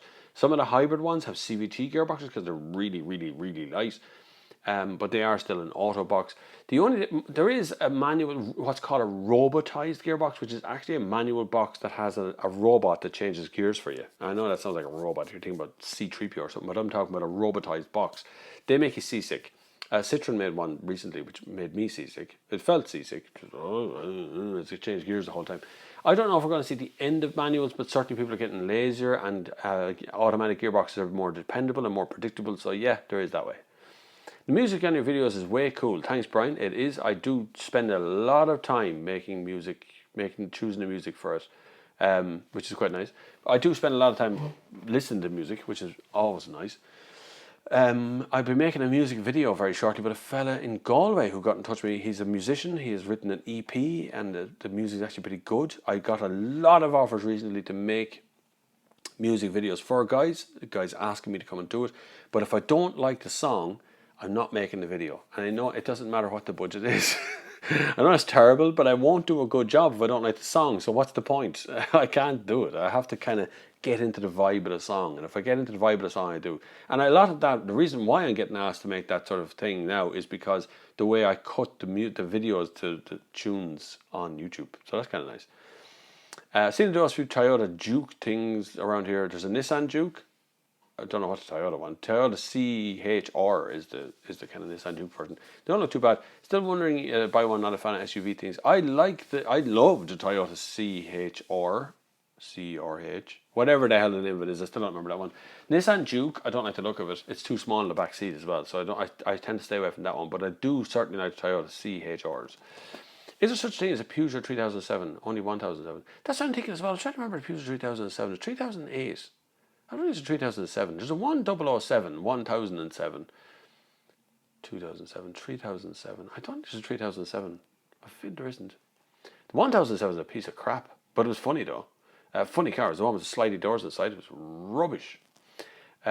Civic. Why in God's name would a wiper and a stupid spoiler blocking the view? They've always done that in fairness, Brian. If you think about it, the old Civic was the same. It had a great big spoiler across the back window. You couldn't see a damn thing on the back thing. A lot of the Honda's a weird old group. They don't tend to make cars for Europe or Ireland. They tend to make cars for Japan, and that's really what they do. And they sell a lot of cars in America, so there's American cars that fit that bill as well. I do tend to like the older Civic was very good, the Accord was very good, but the modern stuff is a bit like, oh. 2007 electric doors. Yeah, I can't remember if it was 1007 or 2007, 2007, whatever it was. It had electric sliding doors inside. It took so long to open. You'd be standing there absolutely drowned wet waiting to get into the bloody car. Duke is tiny inside. Yeah, it is. More room on the old Micra, another Victor style over substance. The Duke is very small inside, but it does work. It is a nice little car. And I see retired people drive it a lot. That's what it really. They drive it. But the back seat is very small and the boot was very small at Duke. Plus, I know it's questionable styling on the outside, but I think it's okay, styling wise. Right, I think we'll call it quits at that point. Will you please click the subscribe button down there, the red one, if you haven't been here before. Click the like button so everyone gets a little notification on that. So don't mention the Micro CC on this channel. It's absolutely horrific and will get you murdered. Micro CC, it's a horrible car. Don't mention the car. It's like mentioning the Second World War. But anyway, click the subscribe button. Make sure you click the little bell beside that. That'll get you notifications. If you can possibly click over as far as patreon.com / the next gear, you can give money on that to support this channel. If you don't want to do it that way, you want to just do a once-off payment or whatever you want to do. You don't have to pay anything if you don't want it. It's completely optional. But if you want to do a once-off payment, you can go over as far as paypal.com and search for Bob Flav at thenextgear.com, which is my email address there. You can send money that way. If you've got any questions between now and next Sunday when we do this again, you can email them to me directly. Bobflav at thenextgear.com is actually my email address. Comes straight into this device that you're talking on now. But until the next time, which will be tomorrow, actually, video tomorrow, and be video Tuesday. So, till the next time, I will see you on the far side.